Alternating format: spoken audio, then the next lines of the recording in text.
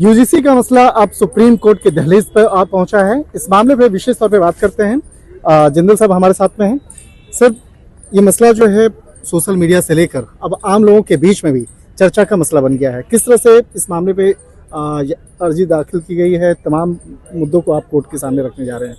देखिए, हम सभी लोग जानते हैं कि किस तरीके से जो सर्वोच्च न्यायालय के कुछ डायरेक्शंस थे, जिसके बाद ये रूल्स जो हैं वो फ्रेम किए गए। पर जो रूल्स फ्रेम किए गए हैं, क्या यूजीसी द्वारा वो रूल्स जो फ्रेम किए गए, क्या उसका अधिकार यूजीसी को था? हमारी याचिका में ये सबसे बड़ा सवाल है, क्योंकि जहां हम यूजीसी की बात करते हैं तो यूजीसी जो है वो सिर्फ ग्रांट देना उनका काम है, और टेक्निकल एजुकेशन यूनिवर्सिटीज में किस तरीके से पढ़ाई जाए ये उनका काम है। लेकिन यहाँ पे एक स्टूडेंट्स को लेकर कुछ रूल्स यहाँ फ्रेम कर दिए गए यूजीसी के द्वारा, वो मुझे लगता है कानूनी रूप से ठीक नहीं है।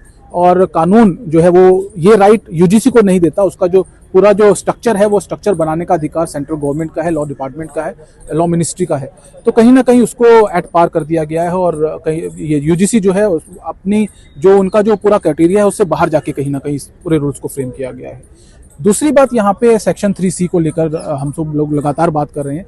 तो कास्ट बायसनेस जहाँ पे हमने बात कर दिया SC ST OBC सिर्फ, तो कहीं ना कहीं जनरल कैटेगरी को भी वहाँ इंक्लूड करने की जरूरत थी। हम सब लोगों ने देखा है कि किस तरह से लगातार यूनिवर्सिटीज के अंदर सिर्फ जनरल कैटेगरी को टारगेट किया गया।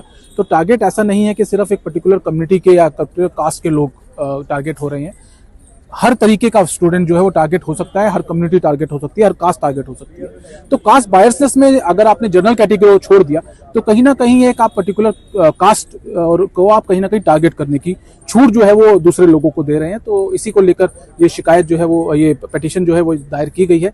साथ साथ यहाँ पे जो शिकायत करने का पूरा जो स्ट्रक्चर है, उस स्ट्रक्चर के बाद अगर शिकायत झूठी पाई जाती है तो उसके ऊपर शिकायत करने वाले के ऊपर क्या एक्शन होगा, इसको लेकर कोई बात नहीं की गई। जबकि जो पिछले प्रोविजंस थे, उन प्रोविजंस में प्रोविजन था कि आप अगर कोई शिकायत झूठी पाई जाती है तो स्टूडेंट का निलंबन होगा, या कोई अगर झूठी शिकायत करता है तो उसको उसकी जो पोस्ट है उसे हटा दिया जाएगा। लेकिन यहाँ ऐसा कोई प्रोविजन नहीं है। तो कहीं ना कहीं एक तरीके से देखें कि आपने जनरल कास्ट को अंधेरे में छोड़ दिया, और वहां छोड़ने के बाद जो स्टूडेंट्स हैं उनके अंदर कहीं ना कहीं आपस में दोनों पर्टिकुलर कम्युनिटीज को कास्ट के बीच में कहीं ना कहीं बंटवारे की जो बात वो है सामने आ सकती है। इसी को लेकर हम अगर जनरल कास्ट के छात्रों की अगर बात करें तो काफ़ी इस बात को लेकर सोशल मीडिया पे भी अब बहुत सारे कमेंट्स देखने को मिल रहा है।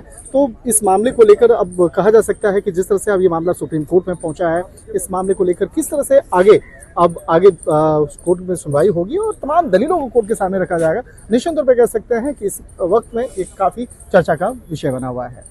शंकर आनंद, न्यूज़ 18 इंडिया, दिल्ली।